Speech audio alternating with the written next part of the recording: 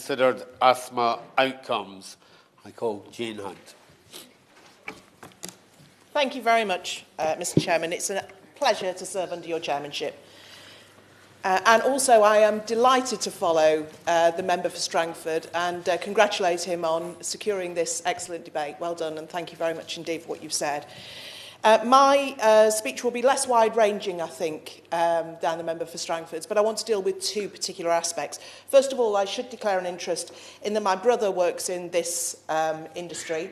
Having said that, we never talk about work, so that's literally as much as I can tell you that he does in the industry. But I also have Kindeva is a company that deals in the asthma industry, and I've had several meetings with them and visited their site, and they are based in my constituency, so I will refer to them in quite some detail. So I'm going to look, first of all, at the change in drug delivery that's proposed by DHSC, and then also prescription charges. So asthma can be an incredibly dangerous condition. As Asthma UK data shows, there are around 75,000 emergency admissions to hospital related to asthma every year in the UK. And sadly, asthma causes the death of around 1,200 people every year. Thankfully, however, while there is no cure, there are simple and importantly accessible treatments which can help keep the symptoms under control, including those of inhalers. That being said, the very fact that people are still dying from this condition shows that more work needs to be done, and I was encouraged by the Minister for Care and Mental Health's response to the debate on access to salbutamol inhalers last week, during which she set out the steps the government and the NHS are taking to improve asthma outcomes. I was particularly encouraged to learn that the NHS long-term plan includes respiratory disease as a national clinical priority and sets out a number of respiratory interventions, including plans for early and accurate diagnosis of respiratory conditions. I would welcome reassurance from the Minister that the government will be working with the NHS to achieve the aims set out in this long-term plan. I would also like to take this opportunity to mention an issue which has been raised with me by Kindeva, a pharmaceutical contract development and manufacturing organisation, when I visited their state-of-the-art research and development and manufacturing facilities at Charnwood campus, the very first life science opportunity zone that's based in the UK and in my very own constituency. During my visit, I saw the production of pressurised metered dose inhalers, or PMDIs, and I heard about Kindeva's work to transition to green propellants. I'm delighted that as part of this, Kindeva and Loughborough University formed a knowledge transfer partnership to proactively address the inhalation drug delivery industry's move to develop PMDI propellants with lower global warming potential, or GWP, than existing currently in marketed propellants. This is a fantastic example of universities and businesses working together to turn a cutting-edge idea into a marketable product and reflects the success of Charnwood campus. That being said, I understand that the NHS's current target to reduce the carbon impact of inhalers by 50% by 2028 by switching patients from PMDIs to dry powder inhalers, coupled with the government's F-gas review, is providing uncertainty for the industry.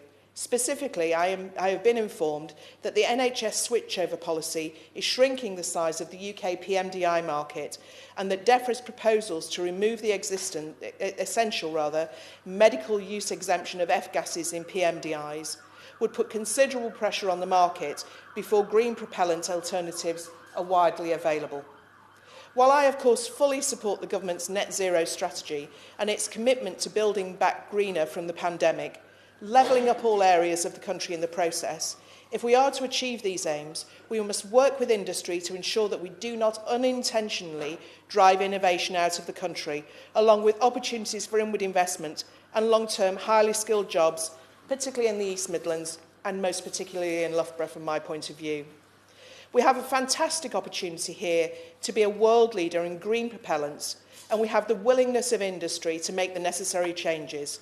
I would therefore ask the Minister, and indeed the NHS, to work with the industry and, most importantly, afford it the time it needs to transition to greener propellants by delivering the current NHS emissions reduction targets over a longer time frame and maintaining the current medical use exemption for F-gases until 2030.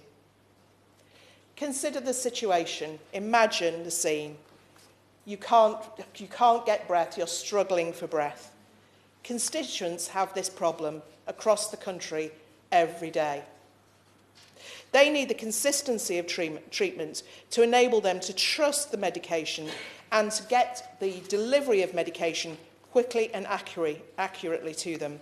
After all, when they need the medication, very often it's an emergency for them, and that they need that drug delivery to happen accurately and timely. Let us take this into consideration when looking for net zero outcomes in medications and treatment. And secondly, I just want to refer to prescription charges. Asthma UK call for a suspension of prescription charges for asthma medications, and also adding to the medical exemptions list for asthma medications. I think we would all agree, particularly in the case of the son of the member for Strangford, for example, who was born with the condition, that this isn't something you can avoid, and therefore, why should constituents and patients pay for those prescriptions? Thank you very much indeed. Liz Twist.